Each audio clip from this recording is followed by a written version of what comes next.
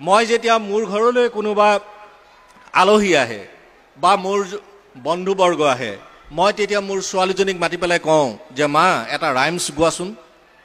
তাই ৰাইমছ এটা গাই দিয়ে, বা black sheep, have any wool বা টিংকল টিংকল লিটিল ষ্টাৰ গাই দিয়ে। মোৰ একদম বুকুখন ফুলি যায় যে মোৰ ছোৱালীজনীয়ে ইংৰাজীত ৰাইমছ গাব পাৰিছে। এইবোৰ শিকাওক, এইবোৰ সংস্কৃতি, এইবোৰ লাগিব। কিন্তু তাৰ লগে লগে আপোনালোকৰ ল'ৰা ছোৱালীক এইটোও শিকাব, শিয়ালিয়ে নাহিবি ৰাতি, তোৰে কাণে কাটি লগামে বাতি, আমাৰে মইনা শুবয়ে, বাৰীতে বগৰী ৰুবয়ে, বাৰীৰে বগৰী পকি সৰি যাব, মইনাই বুটলি খাব।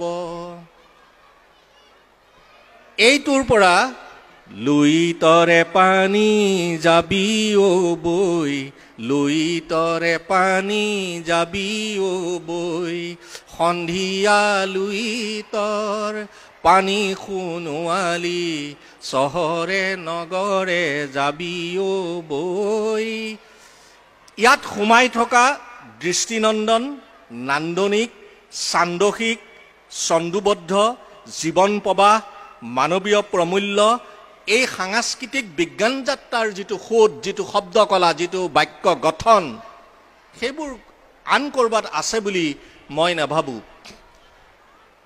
তাহানি লাচিতে এৰি থৈ যোৱাৰে পৰা জননীৰ দুখ, লঘু লাঞ্চনা দুখ বেজাৰৰ আজিও নপৰিলোৰ। এই বেজাৰটো উৰ পেলাব পাৰিব আমি লাগিব। এই যে আমি ইংৰাজীত খুব কওঁ, ইংৰাজী লাগিব। আমি কেতিয়াও ক'তো কোনো ভাষাক অপমান কৰা উচিত নহয়, অপমান কৰিব নালাগে, তাচ্ছিল্য কৰিব নালাগে। ভাষা যিমান শিকিম জ্ঞানৰ পৰিধি সিমান বাঢ়িব। ভাষা যিমান শিকিম পৃথিৱীৰ জনসমুদ্ৰৰ লগত আমাৰ সংযোগ স্থাপন হ'ব। কিন্তু তাৰ অৰ্থ এইটো নহয় যে মোৰ ভৰিৰ মাটিৰ তলত থকা ৰসেৰে উজ্জীৱিত আৰু সাংস্কৃতিক চেতনালব্ধতাৰে দৌৰি ফুৰা মোৰ চিৰচেনেহীৰ ভাষাৰ সাংস্কৃতিক যিটো অভিধা, সেই অভিধাটোক মই ভৰিৰে মোহাৰি পেলাম। শুন শুনৰে সুৰ বৈৰী প্ৰমাণা, নিশাচৰ নাশনিদানা, ৰাম নাম যম সমৰক সাজিয়ে, ৰাম নাম যম সমৰক সাজিয়ে, সমদলে কয়লি পয়ানা, লুইতৰ পাৰৰে আমি ডেকালুৰা, মৰিবলে ভয় নাই। তাৰ পৰা এইটো হৈছে টিংকল টিংকল লিটিল ষ্টাৰৰ পৰা একো নহয়।